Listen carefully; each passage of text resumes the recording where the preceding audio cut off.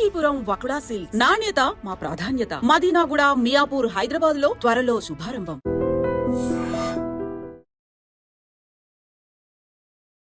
Hi, hello, నమస్తే, welcome back to iDream media. ఈరోజు మనతో ఉన్నారు MP certified mutual fund distributor అయిన శ్రీనివాస్ రెడ్డి గారు. ఈరోజు ఎపిసోడ్లో మనం హెల్త్ ఇన్సూరెన్స్ క్లైమ్స్ అనేవి ఏ విధంగా ఉంటాయి, కేస్ స్టడీస్ తెలుసుకుందాం. నమస్కారం సార్. నమస్తే అండి విరాట్ గారు. శ్రీనివాస్ గారు, మీ కెరియర్లో, మీ ఎక్స్పీరియన్స్లో మీరు హెల్త్ ఇన్సూరెన్స్ అనే దాంట్లో చాలా వరకు క్లైమ్స్ అనేవి చూస్తూ ఉంటారు. వాటిలో యాక్సెప్టెన్స్ అండ్ రిజెక్షన్ రెండు జరుగుతూ ఉంటాయి. ఏదైనా రెండు కేస్ స్టడీలు చెప్తారా, ఎలాంటి క్లైమ్స్ రిజెక్ట్ అవుతాయి అనడానికి? విరాట్ గారు, మీరైతే నన్ను ఇబ్బంది పెడతారు ఈ క్వశ్చన్. ఎందుకంటే నేను 2011 నుంచి ఇండస్ట్రీలో ఉన్నా. అంటే 2019 వరకు నేను అంత అగ్రెసివ్ కాదు, కానీ 2019 నుంచి నేను ఇండస్ట్రీలో ఫుల్ టైం, 19 వరకు పార్ట్ టైం. 2011 నుంచి ఈ రోజు వరకు నేను చేసిన ఏ పాలసీలో కూడా క్లైమ్ రిజెక్ట్ కాలేదు. కొన్ని సందర్భాల్లో డిలే అవుతాయి, అర్థం చేసుకునే విధానంలోనూ కొన్ని కండిషన్ బట్టి ఇన్సూరెన్స్ కంపెనీ ఏదైనా రిజెక్ట్ చేస్తే మళ్ళీ రీఓపెన్ చేసి అప్లై చేసి వాటిని మళ్ళీ క్లయింట్కి అమౌంట్ వెళ్ళేలాగా చూసిన సందర్భాలు ఒకటి రెండు ఉన్నాయి. కొంచెం ప్రొసీజర్ ఉంటుంది, ఆ ప్రొసీజర్ ఫాలో అవుతాం, కానీ రిజెక్ట్ అయిన క్లైమ్ అయితే నా దగ్గర లేదు. కానీ నాకు తెలిసిన చాలా స్టోరీలు ఉంటాయి, ఎందుకంటే మార్కెట్లో ఉన్నాం కాబట్టి చాలామందితో మాట్లాడుతూ ఉంటాం. చాలామందితో మాట్లాడినప్పుడు ఎట్లా అసలు క్లైమ్స్ ఏంటి, క్లైమ్స్ ఎలా ప్రాసెస్ అవుతాయి, ఎట్లా ఏ సందర్భంలో క్లైమ్స్ రిజెక్ట్ నేను మాట్లాడుకుంటే చిన్న కేస్ స్టడీ చెప్తాను. ఒక పర్సన్ దగ్గరికి వెళ్ళాం, సహజంగా వాళ్ళ దగ్గరికి వెళ్ళి రకరకాల ఫైనాన్షియల్ ప్లానింగ్ గురించి మాట్లాడుతూ ఒక ఇన్సూరెన్స్లో ఒక 1 crore ఇన్సూరెన్స్ పాలసీ గురించి చెప్పాడు. రెగ్యులర్ ప్రీమియం అంటే దగ్గర 7 నుంచి 8 లక్షల రూపాయలకు ప్రీమియం వస్తుంది. అది చాలా మంచి బిజినెస్. దానికోసమని ఒక ఏజెంట్ కస్టమర్ దగ్గరికి వెళ్ళి పాలసీ డిస్కషన్ కోసం వెళ్ళినప్పుడు అక్కడ ఏం జరిగిందంటే, సార్ మీరు ఓన్లీ లైఫే చేస్తారా, హెల్త్ కూడా చేస్తారా? హెల్త్ కూడా చేస్తాను సార్. ఫ్యామిలీకి ప్రీమియం ఎంత వచ్చిందని క్యాలిక్యులేట్ చేస్తే దగ్గర ఒక 16,000 నుంచి 17,000 రూపాయల ప్రీమియం వస్తుందని క్యాలిక్యులేట్ చేసి ఫ్రాక్షన్ ఆఫ్ మినిట్స్లో ఒక 5-10 మినిట్స్లోనే పాలసీ కంప్లీట్ చేశాడు ఏజెంట్. అంత హ్యాపీ. వెళ్ళాము, డిస్కస్ చేసాము. సరే, లైఫ్ ఇన్సూరెన్స్ పాలసీ ఒక నెల రోజులు లేట్ అయిద్దేమో, కానీ ఇప్పుడు హెల్త్ అయితే వచ్చింది. అంటే మనం వెళ్ళినందుకు బిజినెస్ వచ్చింది. ఏజెంట్స్గా మా వాళ్ళు చేసే కొన్ని చిన్న పొరపాట్లు ఏంటంటే, లేదు, కొన్ని విషయాలు పూర్తిగా అడగలేకపోవటం, అంటే మొహమాటం వల్ల. బట్ అది హెల్త్ విషయంలో కరెక్ట్ కాదు. సరే, అందరూ బాగున్నారా? అందరం ఆరోగ్యంగా ఉన్నాం. పిల్లలు బాగున్నారా? పిల్లలు బాగున్నారు. ఇంతవరకే మాట్లాడతాం, ఎందుకంటే ఎక్కువ మాట్లాడకపోతే ఏమవుతాయి? ఈ ప్రాసెస్లో ఒక 20 నెల 15 రోజుల తర్వాత అతనికి చిన్నపిల్లాడికి ఫీవర్ వచ్చింది, వాళ్ళ ఇంట్లో ఉన్న చిన్నపిల్లాడికి.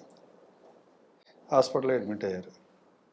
హాస్పిటల్లో అడ్మిట్ అయిన తర్వాత ఇన్సూరెన్స్ పాలసీ ఉంది కదా, క్లైమ్ వచ్చింది. ఏజెంట్కి ఫోన్ చేస్తే క్లైమ్ వచ్చిందని చెప్పాడు. ఏజెంట్ కూడా క్లైమ్ వచ్చిందని చెప్పాడు. అడ్మిట్ అయ్యారు. అడ్మిట్ అయిన తర్వాత కంపెనీకి first consultation report, insurance paper, claim apply చేసినప్పుడు రిజెక్ట్ అయింది. ఇన్సూరెన్స్ కంపెనీ రిజెక్ట్ అని ఇచ్చింది. ఎందుకు రిజెక్ట్ అని ఇచ్చింది అని రిజెక్షన్ క్వైరీస్ వస్తే, బై బర్త్ అతనికి హార్ట్లో చిన్న హోల్ ఉంది, దానికి మెడికేషన్ వాడుతున్నాడు. ఆ మెడికేషన్ పేరెంట్స్ తెలుసు, ఏజెంట్ తెలియదు. ఏజెంట్ చెప్పకపోవడం వల్ల పేరెంట్ కూడా కావాలని చెప్పాడంటే తెలియక చెప్పి ఉండొచ్చు. నేనేమి అతను ఇది చేయట్లా. అంటే ఆల్రెడీ పేరెంట్స్ తెలుసు అని మీరు అన్నారు కేసులో. పేరెంట్ తెలుసు, మెడికేషన్ వాడుతున్నాడు. ఆ విషయం పాలసీలో మెన్షన్ చేసినట్టయితే ఇన్సూరెన్స్ కంపెనీ పాలసీ ఆఫర్ చేయదు. మెన్షన్ చేయకుండా పాలసీ వచ్చేస్తుంది. వచ్చేప్పటికి ఈ రీజన్తో క్లెయిమ్ రిజెక్ట్ అయింది. దీంట్లో ఎవరు తప్పు? ఇన్సూరెన్స్ కంపెనీ తప్ప, ఏజెంట్ తప్ప, కస్టమర్ తప్ప? ఇంకో క్లైమ్ రీసెంట్గానే నా దగ్గరికి వచ్చింది ఫైల్. అన్న, వీడేదో క్లైమ్ రిజెక్ట్ అంటున్నాడు, ఒకసారి చూడు అని. ప్రీమియం ఎంత కడుతున్నారో తెలుసా?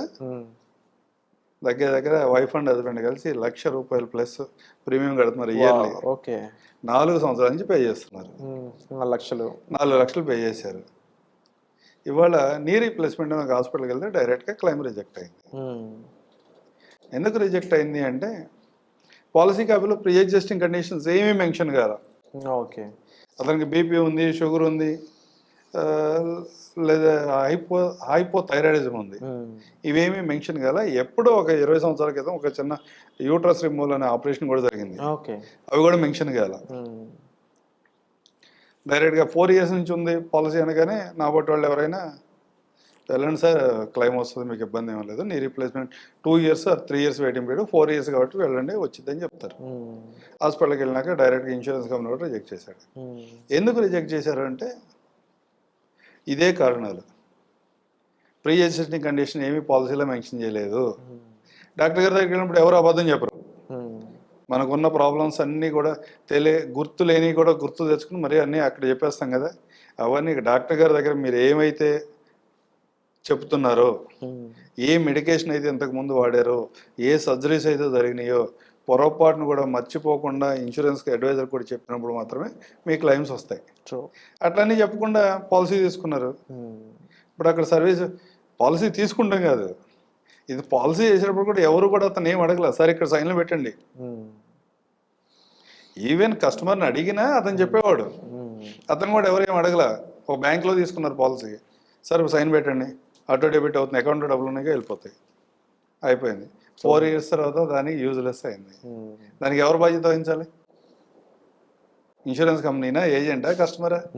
ఫస్ట్ కేసులో కస్టమర్ అన్నాం. ఇక్కడ ఎవరు చూడాలన్నా లాస్ట్ నష్టపోయింది అయితే 4 లక్షలు నష్టపోయేవాడు జాగ్రత్త పడాలనేది. నష్టపోయింది అయితే కస్టమరే కదా. అవును. మీకున్న ఇబ్బందులు ఏమున్నా కానీ ఇన్సూరెన్స్ పాలసీ తీసుకునే ముందు 1 రోజు 2 రోజులు ఆలోచించుకుని అన్నీ మెన్షన్ చేస్తే మాత్రమే ఇన్సూరెన్స్ క్లెయిమ్స్ వస్తాయి. ఇంకో కేస్ స్టడీ చెప్తా. ఇన్సూరెన్స్ అడ్వైజర్దే, అతను కూడా ఇన్సూరెన్స్ ఫీల్డ్లో ఉన్నాడు. ఇన్సూరెన్స్ ఫీల్డ్లో ఉండి కూడా తప్పు చేశాడు అంటారా? 20 సంవత్సరాల క్రితం ఎప్పుడో చిన్న ఆపరేషన్ చేయించుకున్నాడు. ఓకే. పాలసీ తీసుకున్నప్పుడు ఆపరేషన్ అతనికి సహజంగా గుర్తులేదు, నెగ్లిజిబుల్ ఆపరేషన్. డాక్టర్ దగ్గరికి వెళ్ళగానే అన్ని గుర్తొచ్చేసినాయి. సార్ అసలు నాకు డౌట్ ఏంటంటే, ఇప్పుడు క్లయింట్ ఉంటాడు, ఫ్యూచర్లో పాస్ట్లో జరిగిన ప్రతిదీ చెప్తాడు అనుకుందాం. అవును. చెప్పాక ఇది ఏజెంట్ తెలుస్తుంది. ఏజెంట్ పట్టుకెళ్ళి ఎవరికి చెప్తాడు ఈ పాయింట్స్ అన్ని? ఈ ఏజెంట్ ప్రపోజల్ ఫామ్ లో ఫిల్ చేస్తాడు. ఫిల్ చేస్తే ఆ డాక్యుమెంట్ కంపెనీకి వెళ్తుంది. వాళ్ళు చెక్ చేసుకుని అసలు అవ్వకపోతే ఏది లేదని చెప్తారు. అవును. ఉంటే ఇంత ప్రీమియం లో ఈ కండిషన్ తో పాలసీ ఇస్తామని అండర్ రైటర్ అంటాం అనమాట. ఇనీషియల్ అండర్ రైటర్ నేనే. అక్కడ ఎవరు అండర్ రైటర్ స్టేజ్ లో కూర్చున్నా విరాట్కి పాలసీ ఇవ్వచ్చా లేదా, శ్రీనివాస్ పాలసీ ఇవ్వచ్చా లేదా అని ముందు తేల్చుకోవాల్సింది నేనే. సో ఇన్ దట్ కేస్ అయితే నా ఉద్దేశంలో ఏజెంట్ క్లయింట్ ఇద్దరు క్లారిటీగా ఉంటే మాత్రమే ఇన్సూరెన్స్ క్లెయిమ్. ఏదో నాకు పాలసీ ఉంది కదా, నేను హాస్పిటల్కి వెళ్తే అంతా కంపెనీ వాళ్ళు చూసుకుంటారు అన్నది ఆ ప్రాసెస్ ఉండదు.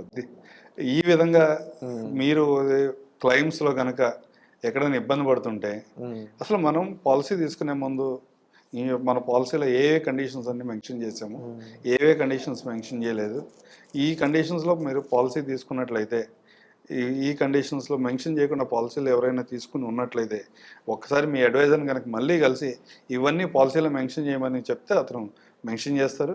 దాని ప్రకారం ఇన్సూరెన్స్ కంపెనీస్ కూడా ఈ పాలసీని కంటిన్యూ చేయాలా, వెయిటింగ్ పీరియడ్ ఇవ్వాలా, లేకపోతే పాలసీని క్యాన్సిల్ చేయాలా అనేది డెసిషన్ తీసుకుంటే దానివల్ల ఏమవుతుందంటే పాలసీ క్యాన్సిల్ అయినందువల్ల కూడా ఇబ్బంది ఏం లేదు. ఒక 10 years కంటిన్యూగా మీరు ప్రీమియం పే చేసిన తర్వాత 10వ సంవత్సరం తర్వాత నేను ఈ కండిషన్తో నీకు పాలసీ క్లెయిమ్ ఇవ్వట్లేదు అన్నప్పుడు మీరు కట్టిన మనీ అంతా కూడా వేస్ట్ అయిపోతుంది. అవును. అలాంటి కండిషన్స్లోకి వెళ్ళకుండా హెల్త్ ఇన్సూరెన్స్ పాలసీ ఎవరు తీసుకుంటున్నా 10 లక్షల రూపాయల పాలసీ తీసుకున్నారంటే 1 కోటి రూపాయల ఐటమ్ని పర్చేజ్ చేస్తున్నాం అనుకుని అన్నిసార్లు ఆలోచించి తీసుకోండి.